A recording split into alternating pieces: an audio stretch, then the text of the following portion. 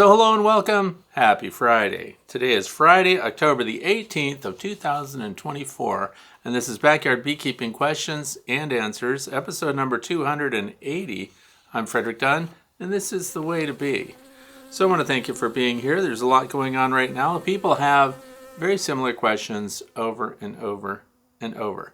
So I filtered them down. What are we going to talk about today? Please look down in the video description below and you'll see all the topics that we're going to discuss and some important links that I hope will be helpful to you. If you want to know how you can listen without watching, it is on Podbean, and the podcast is titled The Way to Be. So you can do that.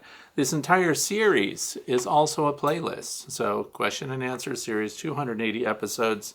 I want to thank you if you're one of the people who has listened to each and every one of them, because that's a lot. So if you want to know how to submit your own topic for consideration in the future, please go to my main website, which is thewaytobe.org, and click on the page marked The Way to Be. There's a form you can fill out right there. You can also just comment on the questions or videos that you see already on YouTube. So, what's it doing outside? 60 degrees Fahrenheit, super sunny, very nice day. The wind speeds are very low too, 4 miles an hour, which is 6 kilometers per hour. And by the way, that 60 degrees Fahrenheit is 16 Celsius for most of the world. 59% relative humidity, although there's no venting going on right now. In other words, the bees aren't trying to dry out their honey because I think the nectar flow is officially over with. So now, what's next? We have to make sure that our bees don't rob each other. So I hope you've already reduced your entrances. I hope you're keeping an eye on things. And there is a little bit of forage left out there, some cosmos, but you know what? They're quickly waning. They're disappearing. Some of the asters are still around, the blue ones, the New England asters. There's a whole bunch of varieties of asters also getting very little attention from the bees, which also tells me that even if the flowers are there, they're probably not producing what the bees need. So, salt water is still in demand. And for those of you who don't know, we put out fresh water for the bees. I also have a decent-sized freshwater pond for them, which they go to all the time. And that was the opening sequence today. They were checking out dry leaves next to the edge of the pond, which was really interesting to me. And they were focused on the dry leaves that were from, aspen. So primarily, they weren't on any maple leaves, they weren't on any of the walnut leaves, so they were specifically looking at and scraping away on the surface of aspen, quaking aspen. So that was interesting to me, and I was told by someone who I respect a lot that they're probably gathering micronutrients from those dead leaves, which is really interesting to me because you know what? It's the first time I've ever seen that happen. So the other thing is I'm growing moss inside. Why would I do that? Well, the bees benefit from moss. So I've noticed that, and you may notice too, wherever you go to a natural water source and you see where the bees are choosing to get their water, and water remains in demand for beehives year-round. So even in the dead of winter, when they get days where it's warm enough for them to fly, they're going for fresh water before they do anything else. Much like us, we need fresh water or we're going to expire quick. General rule of thumb, you can go about 7 days without water, assuming you're completely hydrated ahead of time. And that's when you die, of course, so don't test it. And you can go 39 to 40 days without food, so long as you have water. But there again, that means you're at the end of your ability to handle that. So bees know, as does every other living thing, that it needs water to survive. But the bees have shifted, so they go after things that have heavy mineral content, and I don't know really what's going on completely with the different composition of the water that they pick at the pond, because mossy water, that gets into a mucky area, no pun intended, because there's lots of different kinds of moss, and the moss is damp and the bees prefer to land on that. They like to also get their water through sand, so silty sand. You can imagine there's a lot of mineral content in there. These things are impossible for us to replicate. Although if we can provide natural bodies of water for the bees that are constant year-round, that goes a long way for your bees.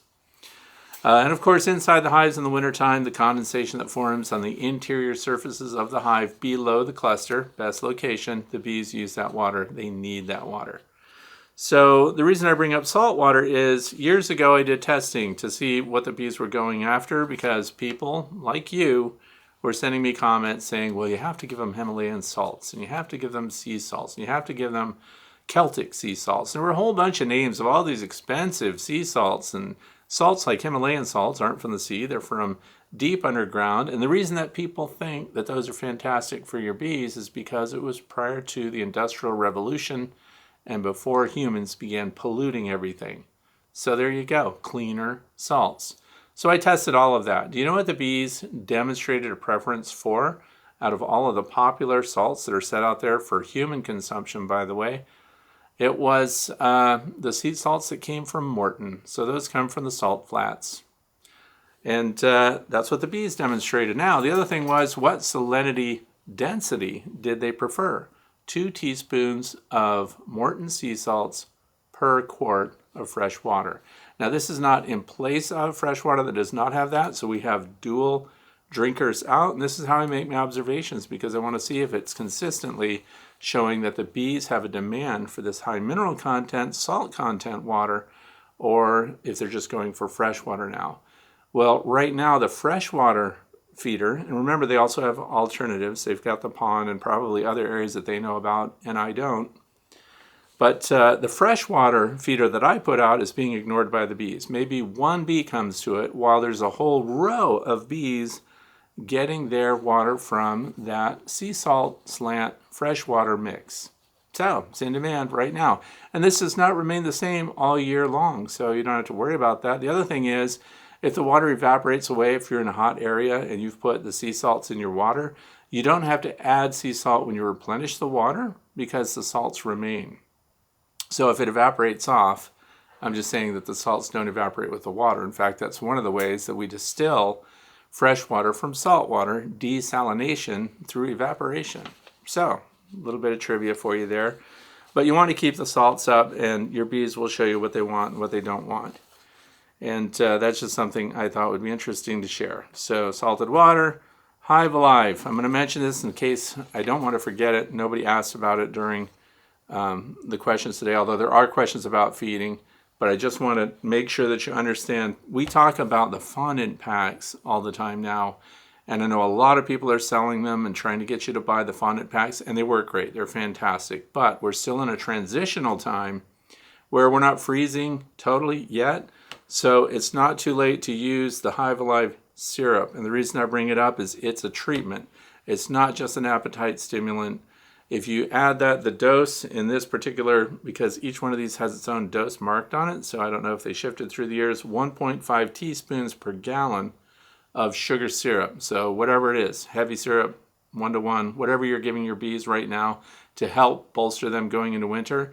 This is one of the things, because it's a treatment, that I recommend that you try to get all of your colonies to consume, because it helps them with nosema, along with some other things. But the nosema was really what was described specifically in the study regarding Hive Alive. You can go to my website, thewaytobee.org, and there's a page marked Hive Alive Works, and it links the study that was done to test this to make sure that it does what they claimed it does. So 1 gallon is the dose. I did ask them when they were at the North American Honeybee Expo last January if the fondant packs were a complete dose as well. So probably if you're feeding them the fondant packs through winter, and see, here's the key, if the bees are going to consume the whole fondant pack. See, some of my colonies didn't even get through 1 pack. Didn't need it, didn't use it, and therefore if I'm looking at the fondant pack as delivering that dose of Hive Alive to mitigate the impact of nosema on your bees' digestive system, then it wouldn't get to the bees, wouldn't get to the colony, because they didn't consume the pack. So the sugar syrup we know they consume, we know they'll use that up, and getting a good sized colony to take 1 gallon of it down this time of year is very easy to do. I don't recommend you open feed that dose, and here's why.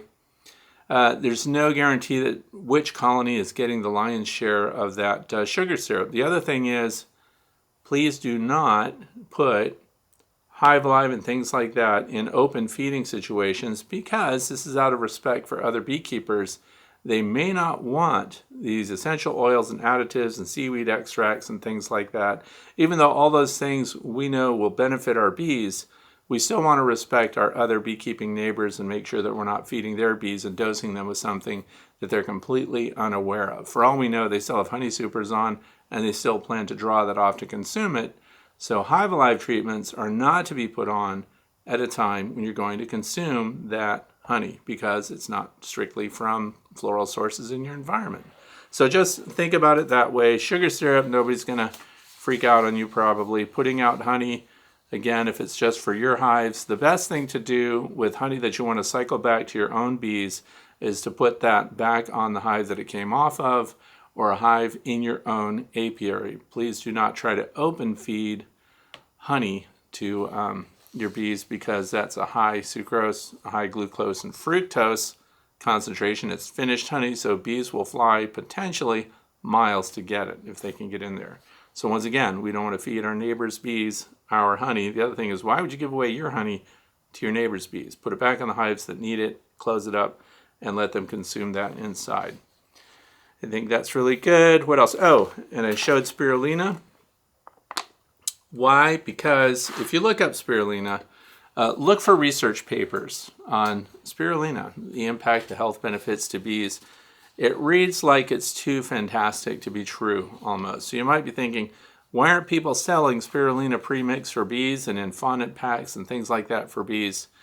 And the thing is, spirulina is readily available. It's this one I get from Amazon. I'll put a link down below for that, but you can just Google search it. This is organic spirulina, micro ingredients, blah, blah, blah. It's vegan, it's non-GMO, and on they go. So this is the one that I use, but it's inexpensive and it's readily available, and you just mix it in with your sugar syrup and then you feed your bees that way. So if you're not gonna, let's face it, Hive Alive syrup is expensive. And but of course, if it's only 1.5 teaspoons per gallon out of this, then this will last you a long time. But this is a pretty decent layout of money. So if you don't want to spend that money, but you want to benefit your bees and also help their microbiome, spirulina, which this is set up for human consumption, but there's no real distinction other than identifying it, this blue-green algae, in the studies that show, and I say studies plural. So we've got studies from all over the world that showed the health benefit to your bees. So readily available. Remember a couple of years ago, they came out with spirulina patties. So they were supposed to be just like winter patties. But what happened to them was they dried out too quick, they got brittle, they got really hard, and the bees could not metabolize the spirulina. So very expensive to ship also, where if you buy it as the dry powder, whatever your source is, and then you just mix the sugar syrup at home and put it all together and do it yourself, then it's a much less expensive way to go. Here's the other part of it. And I'm not trying to shoot down Hive Alive, but I'm saying that you don't necessarily know if the honey in your supers has Hive Alive in it, because it's just going to look like everything else. Now, me personally, I wouldn't care, but you have to let people know if there's a potential additive in the honey if you're going to bottle it, sell it, share it, whatever. Spirulina makes everything blue-green. In fact, it looks like, from an artist's perspective, it looks like viridian green. So it's a really brilliant look. And here's the thing. If they go to store it, after even they've metabolized it, they've used invertase and reduced it, it has this blue-green tint to the honey that they store. So it's a pretty good tell that you know where it went and where they're storing it, and then when they consume it. So when you pull a frame of honey, you would definitely see where spirulina is being introduced. But there again, it's approved for human consumption. So unless you really hate spirulina, it would indicate that this is not 100% from floral sources, which some people want their honey to come from exclusively. So this is a visual tell that it's not from those sources. So I hope that didn't muddy the waters too much. But so those are great things. I wanted to get them out of the way before I get into today's questions so I don't forget. What else do you probably need to know? If you've got a question right now, it just won't wait. You need somebody's opinion. So you can go to Facebook, The Way to Be Fellowship, and join for free. There is no advertising there, no posting of things for sale, no self-promotion, and no politics, period. So it's a great place to go, get answers from people all over the world, really outstanding moderators there. And I hope you can go and check it out.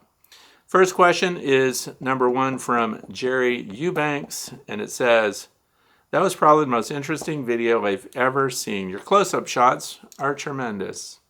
Thank you. My target zone is above average images. Okay. So one thing, when they do the waggle dance, it says, which way is the pollen source? Is it, and are they pointing their head or their butt to the source?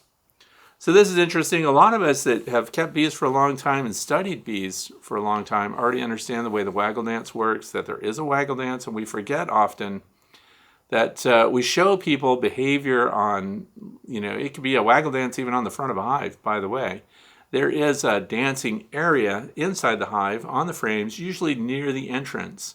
And that's because they're sharing information about resources outside the hive. It could be water, it could be nectar, it could be pollen, it could be a combination of those things. So Von Frisch is the one that did all that research and decoded that for us.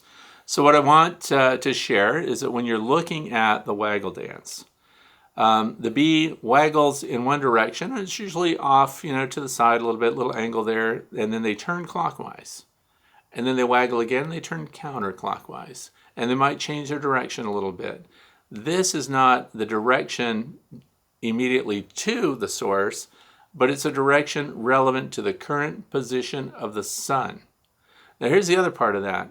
They can also forecast the ever-changing position of the sun. So they actually adapt when so much time has passed when they fly out. Let's say it was high noon, and let's say the source was straight at the sun, then the waggle would be straight up. So when they fly out of the hive, they fly directly at the sun, right, in that direction.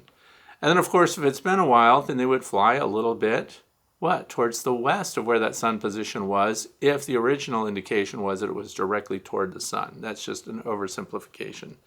But they waggle longer for a longer distance, sometimes a more complicated terrain, and also for a higher quality resource. And one of the most frequently things waggled for, or the dance is for, inside the hive is water.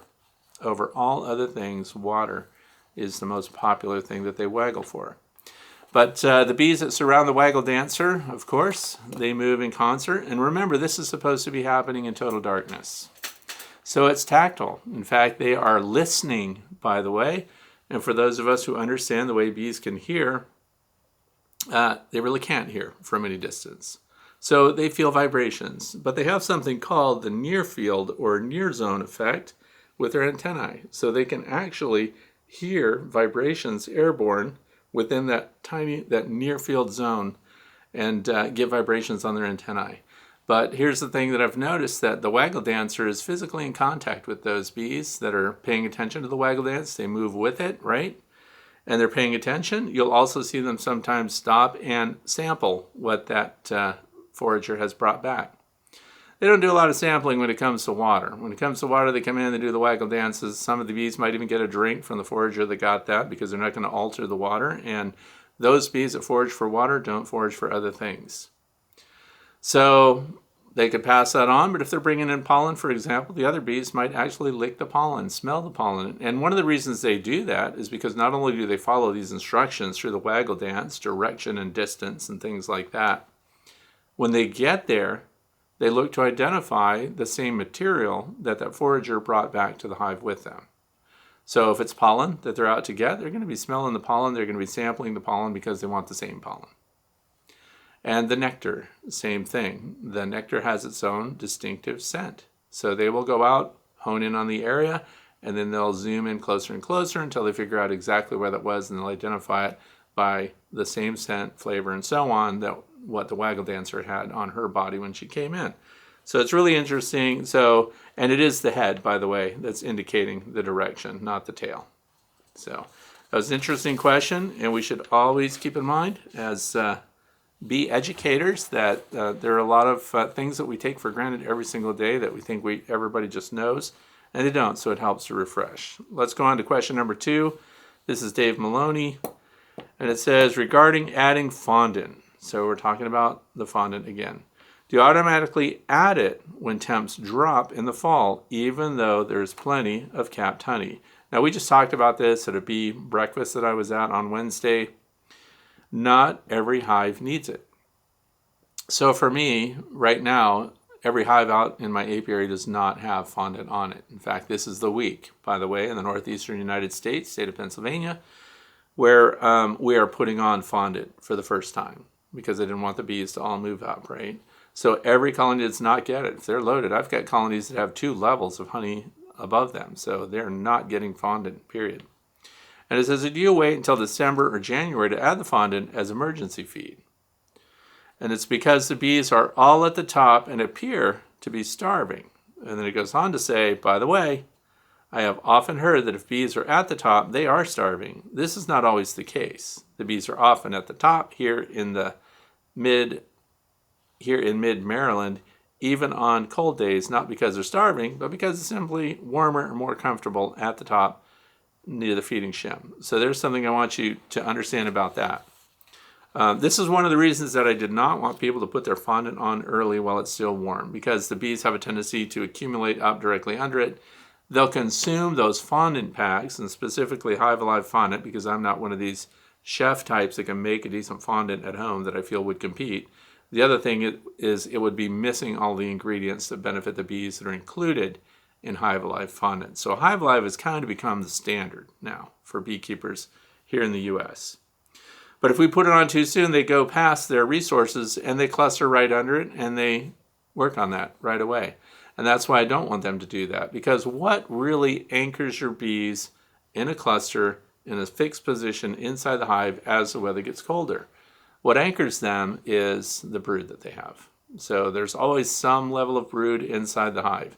And this is where very small clusters of bees have such a hard time getting through winter, because we need to multitask. Much like Dave here has said, the bees can go all the way to the top, maybe to take advantage of that heat capsule that's in there if you've got a non-vented cover, if you have an insulated cover. And so it does provide a pocket of warmth that is retained there and remains under full control of the honeybees. If they move up there, they also don't move off of the brood. So that means we have bees that can go up there, but if you were taking a heat signature using a heat scanner, right, like a FLIR C2 or something like that, or you might have it for your phone, when you scan the side of the hive, you'll see the heat signature spread out. And you'll see a smaller heat signature near the bottom, and then you'll see a much larger heat signature at the top. So at the bottom, the only reason for them to stay down there is because they've got brood. This is also what anchors smaller clusters of bees going into winter in one position, and which becomes later a huge point of frustration for new beekeepers who open up a hive in spring, find a tiny cluster of bees dead. And then they find out there's honey all around them. Why on earth didn't those bees move over the honey? Well, as you clean up that dead out and you sweep all those bees off the frame, you'll find that they were hovering over a cluster of brood. The last, of course, living member of the colony in the center of that tiny cluster is going to be the queen. She gets all the resources. They take care of her. They shelter her. They keep her warm to the very last bee. So when you look at that, if we have a colony in a hive that's much too large for it, and the cluster cannot multitask, then early feeding is a mistake for the reason I described before. The cluster moves up, and they might be trailing out and not adequately covering brood. And if you get chilled brood, how would you know without pulling apart the hive? Well, the next cleansing flight day that you have when it warms up, you go out there at sunrise. That's right. Get up early and go out and see what's going on your landing boards. And if there are dead outs, they'll be dragging out their dead and leaving them on the landing board, and you can see them there. So if you have a lot of bees, they can do it all, right? Also, sometimes once they migrate up, if they're laying eggs as they go, and so the brood is with them, then they don't go back down, because now they're anchored at the top. And if they consume all the resources immediate to the cluster and they never get a break. So when I say never get a break, that means no warm days that allow them to move out and take advantage of those other resources. So inside the hive, that climate is really important. The amount of space available inside that hive is very important. And by that I mean enough space for the population of the bees in the hive, but not too much space just because you're being generous and thinking that you're leaving them way more honey than they will ever use.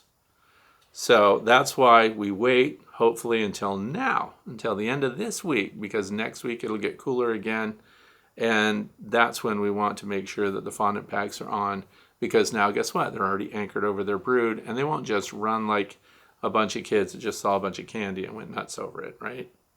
So we want them to stay, and then at a very measured pace move up gradually through the honey. And then they're, of course, thawing the honey caps and uncapping and consuming it as they move. And Dr. Leo Sharashkin measured that movement in the wintertime if the cluster remains at about 1 millimeter a day. So you can also kind of forecast, your cluster, how much they'll move up. And then that's why I like to canvass people and ask those especially who have really good winter survival rates and things like that where we are. So where you are is going to be different, I'm sure. But the 10 frame Langstroth hives, the number 1 and the number 10 frames, tend to also not be finished out until the last. The other thing is, in the springtime, we frequently find that those were never accessed. And this is why even Dr. Tom Seeley said that he much prefers now the 8 frame size boxes in the state of New York, or in his case, I think he's in Maine now. And that way they're using more, and there isn't a bunch of extra space that doesn't benefit the bees. So it's just an area that would have condensation, which again the bees need, but they don't need too much of it. So 8 frames in cold climates is also showing to be much more efficient overall. So we have 10s, 8s, 6, and 5s here. So, and that's because I get to make comparisons year after year, winter after winter, so I can see trends and keep notes, and I hope you're keeping notes also. So the bees moving around, again, I hope I explained that. And when it is very cold outside, it is often nice and cozy in the feeding shim, since I use insulated inner covers that retain the heat, plus I do not use an upper entrance either. So much like we just described, no upper entrance, no venting for me, if you have an insulated inner cover. If you're uninsulated, the way I started out with my beekeeping, because I bought the kit, standard Langstroth, by the way. So here also we're testing a variety of different beehives, and often people, when they see my apiaries, says, why do you have so many different beehive configurations out there? That's because we want to see them. But this is since I can't put out, 20 Lands hives and compare them to 20 long Langstroth hives, and then have a whole bunch of polystyrene hives that are from Bemax and Lyson and all these other companies, instead of being able to do them all at once and getting a better analysis just by having more numbers, better statistics, right? We use the same configurations year after year after year. So instead of multiple hives, because they only have 42, then now we can just see the way the same styles perform year after year, which in my mind, to some degree, is a little bit better than just putting out 50 hives and doing 25 one way and 25 another.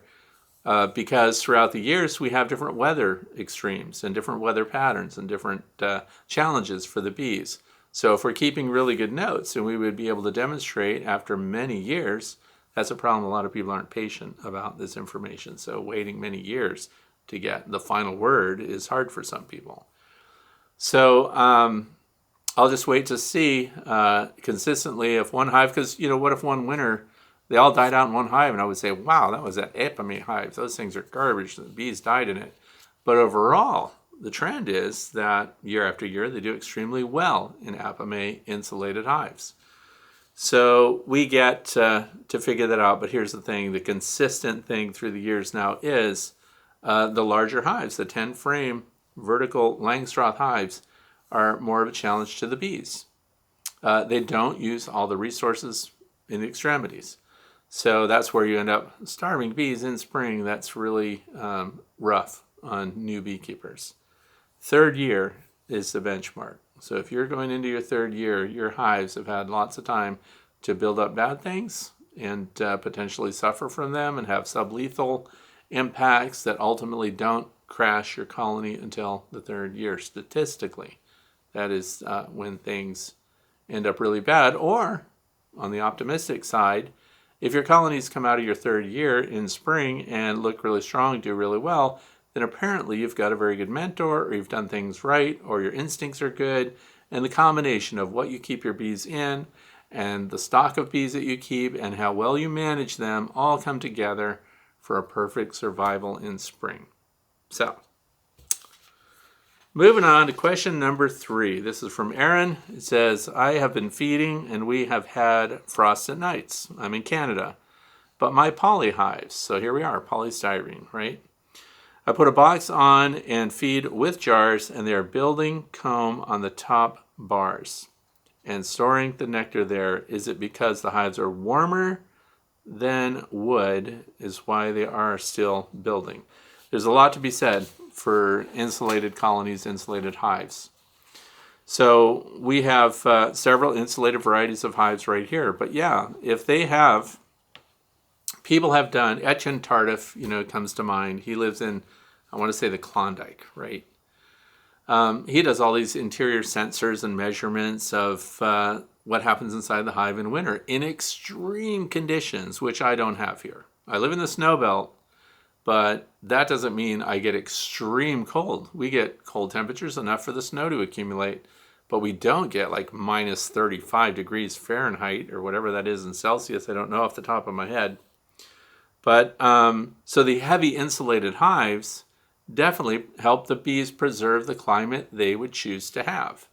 So just like in a bee tree or something like that, where the average thickness of the wood would be about 6 inches, I'm told.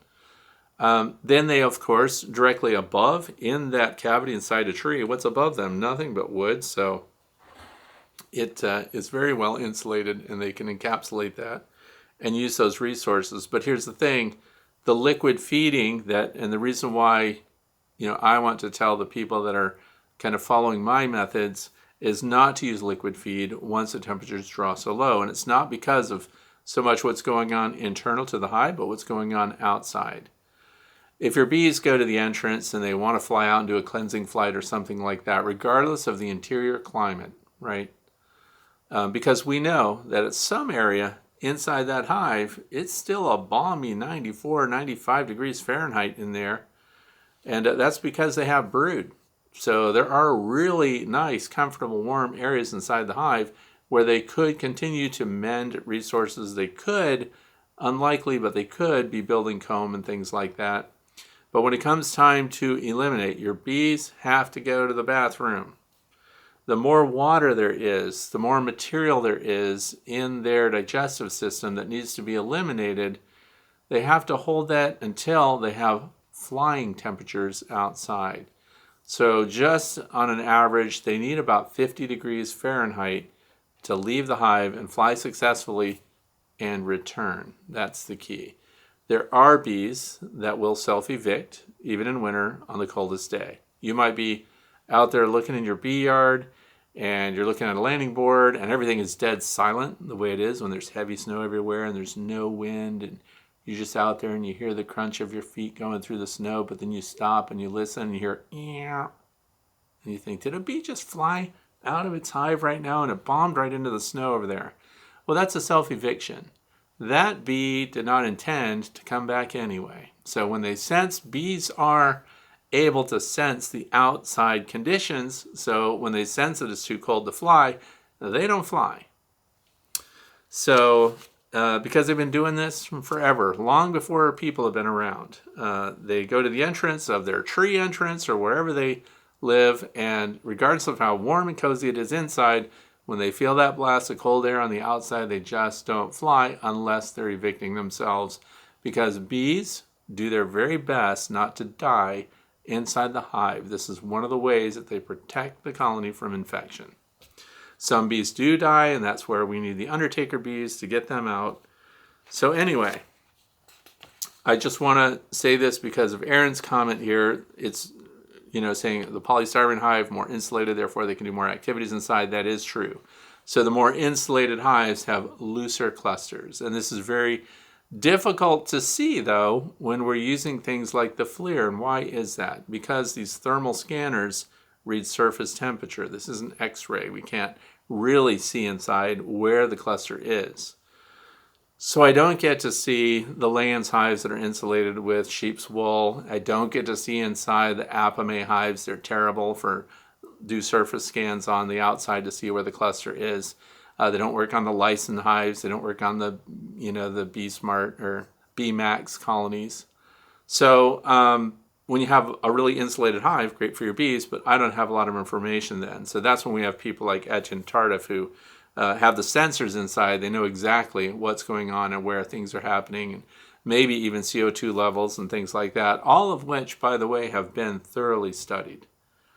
So we kind of know, but the warmer they are, the looser the cluster. And of course, they have more access to the resources inside the hive. But again, this does not improve their ability to fly out and eliminate the extra moisture that they might be getting because somebody decides to feed liquid later in the year.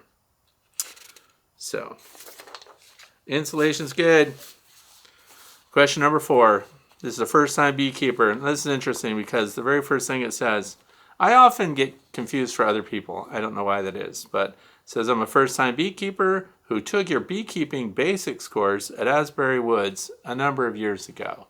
That's not me. I did give presentations at Asbury Woods, but they weren't courses. The courses are taught by Charlie Schreck. He's a longtime Penn State guy who is the volunteer beekeeper at Asbury Woods here in Pennsylvania, and he teaches a course every year. And if you're local to the area, I highly recommend that course for beekeepers that are just starting out. So anyway, moving on. That wasn't me, so I wanted to make sure Charlie Schreck gets credit for that because most of the people I talk to have been through his course. Anyway, this was the year that I pulled the trigger and started my own hive. I did not get my bees until late July, so all I was concerned with was letting the colony build. So all that I have is one deep box going into winter. So these are the questions. Do you think that it's important to wrap the hive going into winter? I watched several of your videos and it doesn't look like you wrap yours at all. My hive is in a side yard and will be semi-protected from wind and it gets a lot of shade. So siting your hive, by the way, makes a big difference. Surviving winter and what your bees' response to sunny days in winter is has a lot to do with sun exposure. And of course, here that would be facing to the south, right? And it's true. I don't wrap. I've never used a hive wrap. So I've never used a hive cozy. And I get a lot of promotional approaches, by the way, from people that make bee cozies and all kinds of removable rigid insulation board wraps that go around your hive and everything else. And so I should probably explain that I'm kind of minimal in that regard. In other words, and some people become powerfully opinionated about that, and they will say possibly extreme things like you wrap your hives or your hives are going to die, period. When people speak in those absolutes, I don't really understand how they justify that when it's clear that there are people, and there have always been people, that kept their hives in standard 3/4 inch pine boxes. I'm not saying it's the best way to go, but clearly they survive. So we all want the same thing from our bees. We want them to make it. So I don't wrap my hives, and here's why. I have too many bees, and I don't want mega hives coming into spring. I am not a person who needs bees for pollination services. I don't need them to produce 55-gallon drums of honey, and I just want to see what my bees do. So coming into spring, if when dandelions bloom, my bees are throwing swarms and they're wall-to-wall bees inside the hives, then it doesn't make me step back and go, oh man, I need to do something different now to improve their wintering. I need to up their survival. Now, if it were different, in other words, if spring came along and 50% of my colonies were dead, I would definitely have to take a look at what my management practices are and what those things were that caused my bees to die out. Nobody wants to clean out dead colonies of bees. They're stinky, they're wet, it's yucky. So what I did is incrementally, like I was all excited because I made feeder shims finally. So I got rid of the standard Langstroth inner cover, telescoping outer cover, and I built my own box for the top that had a built-in inner cover and a central hole for feeding the bees. And that was heavy stock. In other words, you couldn't ship those. I had people asking if I would make them and ship them. You can't, because I was using red oak and they were weighing 35 or 40 pounds each, which to me was great because it also helps hold its position on the hive and so on. But then right after I got those going, I learned about some other things. So I would put a rapid round in it. So we progress through the years. Now, I was not losing all of my hives. So I was losing, before I started to insulate the inner covers, I might lose 2 or 3 out of 10, right? So I was already doing pretty darn good, but I was always starting out in spring with very small survival colonies of bees. Now that was survivor stock. They were doing great, yay. They were making it, but then they would spend all summer just getting up enough resources, just enough bees to help them restore themselves and then make it through the following winter. So this is kind of subsistence beekeeping for the bees. Now, when the insulated inner covers came out, and also there were some published papers regarding what happens inside the hive and the venting that people were doing and the cost of that to the bees, because they were thinking that they were trying to get rid of the humidity inside the hive, that this venting through the top was getting rid of that high humid air. People were really pushing quilt boxes and things like that that would allow airflow through them, but reduce the airflow enough so it didn't cause a draft for the bees. So all of these things, I made incremental changes through the years until I got much better success. And we measure our success not just by the survival of the bees in spring, but by the population of the colonies in spring. How robust they were and how many frames of brood did you have coming into spring.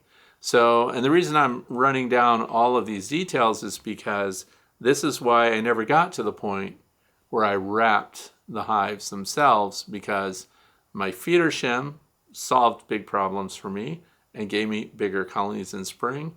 And then after that, Bee Smart Designs came out with the insulated inner cover, and I put those on my hives. And now I put those on almost all of my hives, because one of the ways that we measure the struggles that your bees have going through winter and how much they're stressed and how many resources they need to survive is how much honey is left in spring, partnered with how many bees are still occupying that hive in spring. Were they on their last leg? Or are they really a nice big cluster of bees, and do you find yourself having to race around and super a hive? Well, once we closed off the upper entrances, closed off upper venting, and added insulation, if nothing else, insulate directly over the hive, so the cover, the inner cover. And then I stopped there, because I can't imagine wanting them to do better than they're already doing. So that's my logic. So now why would I wrap them? That's an added thing that I wouldn't need to do. But we will talk at the end today that you need to look and make sure you don't have gaps and airflow areas and misaligned boxes and things like that. All these contribute to challenges to your bees in cold climates. But that's why I've never wrapped them. Now, however, if I was losing a lot of bees and I knew that my mites were okay, I knew that they weren't facing other challenges, which would result in a reduction in the number of bees, then I would start to add insulation. Now, I've got other colonies, so I can make these comparisons. Right now, I have at least 6 or 7 Apame insulated hives out there. I have 2 Layens hives out there that are insulated. I have a Lyson hive out there that's also insulated. So, if the insulation is making a huge difference, right, in the populations and behaviors and health and vigor of these colonies, if the insulated hives were showing a marked or significant difference, then I would start to insulate all the hives. But guess what? They're not. They are all performing pretty much the same. So I don't need to wrap the hives. I also don't need all this additional insulation. And their honey consumption is very similar too. The key was the insulated inner cover. So, and I know that, people like to use extreme language and say you're torturing bees, you're mean to bees, you don't care about your bees unless you wrap them, unless you cozy them up and all these other things. But my point is, how do you measure that you're mean to your bees if the results are the same? So, that's where you're going to have to find out in your climate where you live what configurations and what bee genetics are going to do the best in your particular climate, in your zone, with the resources that you have for them. So really good bees handle themselves really well. Now that doesn't mean we want to intentionally challenge them. That's why I did make that shift, and I no longer vent through the top, and we have insulation on the top. Now the only difference is my observation hives also. My observation hives used to die every winter, guaranteed, 100%. They just died. The reason for that was the observation hives were large. I got them, the big one was from Bonterra Bees, and it has 2 frames going up. So 4 high, 2 deep frames, so that's 8 deep Langstroth frames. And the thing was, strong colony, go into winter, but it's in an unheated building. Now observation hives are supposed to, by design, be in an enclosure and be protected from the elements. So a bee shed or an observation shed where I was doing a bunch of video work wasn't adequate, right? It's just as cold inside as outside. And with just 2 frames side by side, look at the exposure that we have. I had insulated panels on it, but when I went to triples, so in observation hives, 3 in a group, 3 in a group, 3 in a group, and I realized that means we have 4 surfaces on those frames that are not available for us to see. And that the point of the observation hive is to be able to observe. And so I'm perfectly fine with only having 2 surfaces of the 3 frames in exchange for my bees doing so much better, getting through every winter, 100% survival in all of the observation hives in an unheated building with a south-facing windows at the top so that we can get some warmth in there, and a double bubble insulated ceiling, right? That's it. They make it. Even the one I hate to say it, but I'm kind of expecting them to expire because I have another observation hive I want to install, and I want to wait until they kind of die out on their own, or abscond or do something to go away so I can install my new one. Because I'm at capacity, and they fool me every year, and they live. So hive configurations, insulation, all of these things are measured by the beekeeper year after year as you troubleshoot and come up with your recipe for successful beekeeping where you are. And the reason we have so many beekeepers with so many methods, so many different ideologies in beekeeping is because guess what? There are a lot of ways to keep bees, and they all work to some degree. So the point is, what's going to work for you? If you're not killing the bees, then you're probably on a pretty decent track, and then you just need to find out how to optimize the colony design and the configurations to best suit the bees and the way that you hope to keep them and what you hope to get from them, if anything. So, I know that was a very short answer. I know you probably wanted a much longer answer. So anyway, so I don't wrap. But if I were going to wrap, what would I wrap with? I don't like the wrapping. I like the observation hives that I make hot pockets, which is just like making a pillowcase out of double bubble with that aluminized tape. And I just pull it over the top, and that's it. And I have sensors in those, so I know that they're 10 degrees warmer, for example, than the rest of the interior of that building when they have hot pockets on. So that's what I do. I think I wouldn't look to temporary wraps. This is the other thing that always puzzles me. Why are we putting insulation on hives just for winter? If we have an insulated hive configuration, think of permaculture. I don't want to do things differently and change it up every year. And I don't also want a big storage area just for all the insulation material that I'm going to wrap around my hives. So why not just have better insulated hives and leave them that way? Because insulation benefits your bees all seasons. So your really hot days in the summertime when the sun is just pounding down on your bee hives and it's really hot, if you have insulation, you want insulation to protect your bees from that exposure to the sun. And so we want insulation year round. So that's why when I've set my hives up with these inner insulation covers, then I leave them that way. I don't take them off for summer. The only changes that I make are the number of boxes that we have on while we're getting supers during the summertime because of the surplus honey that they're going to store. And the entrance, you might open your entrances a little more, that kind of thing, the way I manage bees. So you'll come up with your own thing. But wrapping hives, unwrapping hives, wrapping them for winter, unwrapping them for summer. Now you have to store all that stuff. And I understand why they take off some of them, because they're black and they're like heat sponges, because the sun hits a black surface, boy, does the temperature soar. So, think about the color of the wrap that you're using too. I like Dr. Seeley's thinking in that he would like to see clad bee boxes. So it would be similar to what the lay-ins hive is right now, with its insulation sandwiched between plywood. We would have rigid foam board insulation with plywood interior, plywood exterior, rigid foam board in between, and then you get a nice thick hive if it were in an area where you felt that was absolutely necessary to get your bees to make it through winter. So more insulation might be nice, not be necessary. So let's see, planning and feeding my bees over winter. Websites such as betterbee.com sell their winter feeding cakes and other supplies. Should I be looking at some of these products? Also, how would you feed a single box over the winter? Should I look to shim the top board to make room for food? Yes.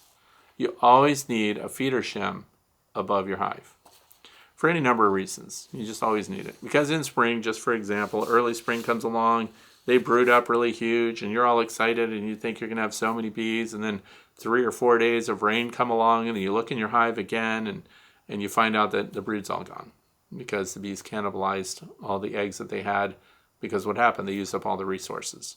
So the ability to feed in a pinch. Now, if you're a Darwinian, natural beekeeper, survival of the fittest beekeeper, and you don't want to feed at all, and you just want to see what makes it and what doesn't, obviously you don't need a feeder shim, because you're never going to do it. You're just going to wait and see if they die or live.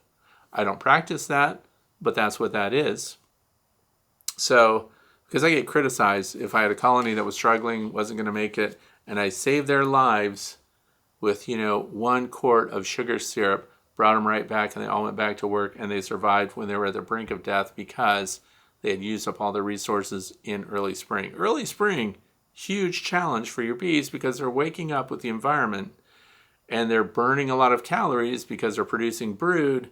And then they also need a whole bunch of nectar to support that. But a bunch of pollen comes in early and the nectar doesn't seem to keep up. So sometimes you find out you get a light colony, so they could, like an accordion, collapse on themselves again. Or you could help them sustain that by a little sugar syrup in your feeder shim at that time. So yes, feeder shims are great because it just gives you choices, right? So I think it's really good to have that. And so look at all products, question everything. What's the product supposed to do? What's it going to cost you? Do the bees really use it? And if they do, how well do they use it, and what's the benefit? So always ask questions about that stuff, and we have to consider the cost of things too. And so, I always recommend that people have a feeder shim and a space above so they have choices to make. It also, a feeder shim, if you keep it closed, because like the Bee Smart Designs inner covers have a little cap that you can put on that. So it's insulated. You don't even have to let them up in there at all. Guess what? It's a great storage space for the equipment that you might need while you're out there. You can leave a hive tool inside every one of your hives if you want to. You can, just any number of things, whatever you want to keep up there, ready for you. I have the insulated inner cover, a feeder shim, and an insulated outer or upper cover as well. So that space is pretty decent. So it gives you options, that's all. Moving on to question number 5. This comes from Captain Brian. Should I remove the trays in my screen bottom boards and insulate? My bottom boards are enclosed with a removable panel in the back to access the trays. So a lot of hive configurations now, I really like that they have trays in the bottom. If you've been listening to me, you know that it's my favorite configuration, even though I still have, for comparison purposes, solid bottom boards with no trays, no removable anything. So what we're talking about here is, do they need to be insulated? So think of just the thermodynamics inside the hive. We don't need to insulate the bottom board. All we need to do is close it up so that air doesn't freely flow through there. I also have on some of my hives what's called a slatted rack. Slatted rack makes a 2-inch spacer above your bottom board. And it helps keep your bees out of a lot of winter gusts of wind and things like that, and encourages your queen to lay eggs all the way down on the frames that are above that 2-inch shim, which is then on your bottom board. So the removable trays, flow hives, for example, have removable trays already built into them, and the tray becomes the bottom of the hive. So pull the tray out and you have an open screen bottom. So I always recommend keep the tray in, keep the back closed up, and there's a venting setting on the flow hive bottoms that it's either vented through the bottom or you flip it over and now it blocks all airflow through there. So if we can keep the airflow out and just have the bees control the air that comes in through that entrance, then that's all you need. Now, I know that some people swear by open screen bottom, summer, winter, every other time of year, just have a screen and nothing underneath and it supposedly works perfect and everything. That has not been my experience. So why have a screen bottom board anyway? Why not just close it up and have a solid bottom board? Because it's integrated pest management. Because screen bottom boards with a tray underneath and a way to capture what falls through the screen is a very effective way to passively kill those varroa destructor mites that we don't like. And your bees don't like them either. That's why your bees are grooming them off. And that's the reason for the screen bottom boards to begin with. So that your bees could groom off varroa mites, they would fall through the screen at the bottom and they would go onto the ground and then they would just die because they can't find another bee to climb onto and they can't fly and they can't get in the hive. So, but I don't like that because those open screen bottom boards send the smells of your hive out everywhere and it takes away the channeling of airflow that your bees otherwise would control. So by having a removable tray in there in an enclosed reservoir under the screen, we eliminated the airflow and we left that in the control of your bees, which is my number one priority. And the other thing is, now we have a removable tray that we can use to collect varroa destructor mites, and we can also see what else is going on down there. So it doesn't require insulation, in my opinion. So, because they're doing just great. Now here's the thing, it kind of becomes an extra piece, it involves extra work, because when you have a tray underneath the screen, which is out of your honeybee's control, that means condensation goes in there too. So it does prevent moisture from pooling up inside your hives, right? If you've got a solid bottom board, then when I set up my hives and every time I teach someone how to set up a hive, year round, the bottom board slopes towards the entrance. So your hive is tilted ever so slight. The whole purpose of that is if there's condensation coming down the interior side walls of your hive in the wintertime, and if it pools on the bottom of your hive, you just brought a lot of moisture into your hive that your bees don't control. So if the hive tilts forward towards the entrance, then if moisture really does build up a lot, it runs out the front, right? So we don't want pooling because it can rot your woodenware and stuff like that. Now screen bottom boards with a tray underneath, that moisture continues on into the tray. And now that requires you on a nice warm day in wintertime when the bees are flying, you can pull the trays out, wash them, and of course, I like for you to have 2 trays for every hive that's configured like that, so you're not going out multiple times. You can go out, pull the dirty tray, put the clean one in, close it up, and take all your trays back for evaluation and cleaning, just to see what kind of mites you have in there and what other things you might find. It's very educational, it's a lot of fun. So, I hope that covered that. Ta-da! Guess what? That was the last question for today. So we're in the fluff section. I know, that was quick. Anyway, I want to thank Jeff Ott and Becky Masterson for having me on the Beekeeping Today podcast. And that was last night. We recorded it, but I understand it's not going to go out until January.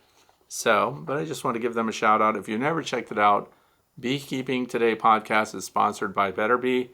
And you can listen to a lot of people being interviewed with them and get some insights.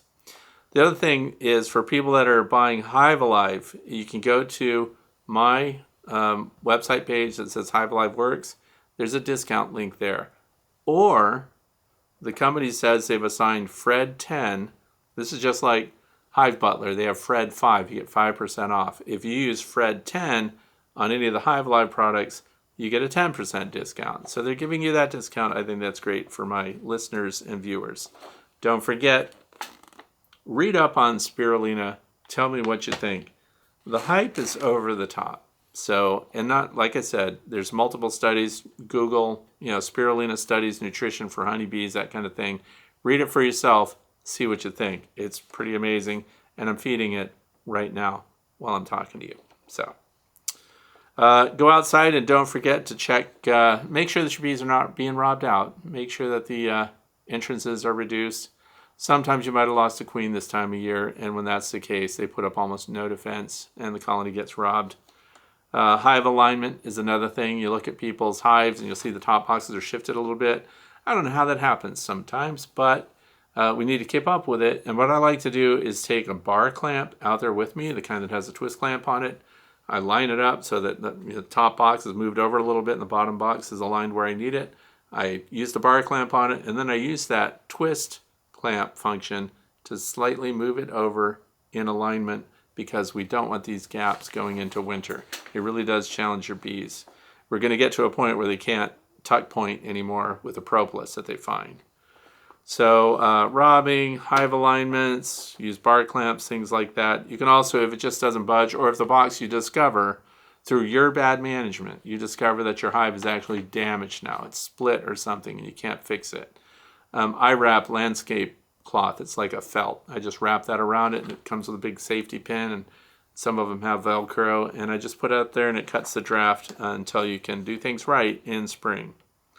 The other thing is, a lot of you have extracted honey. So you've got honey in 5-gallon buckets. That always stresses me a little bit, because my concern is that this late season honey, asters, goldenrod, all that stuff, cosmos is really good honey, but the bees are mixing it up, If you've got your honey sitting in buckets, please do your best to get that into the smaller jars as soon as possible, because if it sets or crystallizes in your buckets, you have a big chore on your hands, and it's very difficult to provide even heating to restore that. So much easier while it's liquid right now. Get it in your jars, and then as needed, you can warm up your jars and reliquefy it if you want to.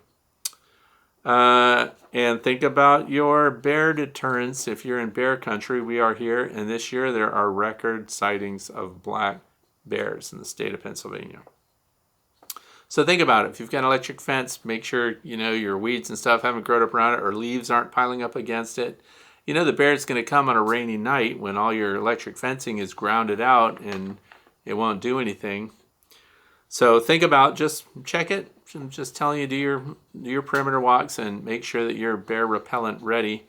All of my noise makers are out there, these things. That's all I use now. The last time I had a bear here was 6 years ago. Well, we had a little one this year, but I caught it in time and chased him away. And he never made it to the bee yard. He was after suet feeders. So people that feed bears, huge mistake, because bears start to look at houses as resources for food, especially this time of year. My issues here actually come more in spring than they do this time of year. So I think the bears move down near the rivers and stuff like that. So, but just heads up, make sure you get yourself on bear watch lists and things like that. Check in with your wildlife management group, because they often have shotgun emails that they put out when there are troubled bears. I guess there was a bear in a township that had multiple tags on its ears, so it was a troublemaker. It doesn't know enough to stay away from people. And usually that's because people have done things to encourage it to be around. Big mistake. Don't feed bears. And that's pretty much it for today. I want to thank you for spending your time with me. I hope that your bees are doing fantastic and that this weekend is going to bring good things your way. Thanks for watching.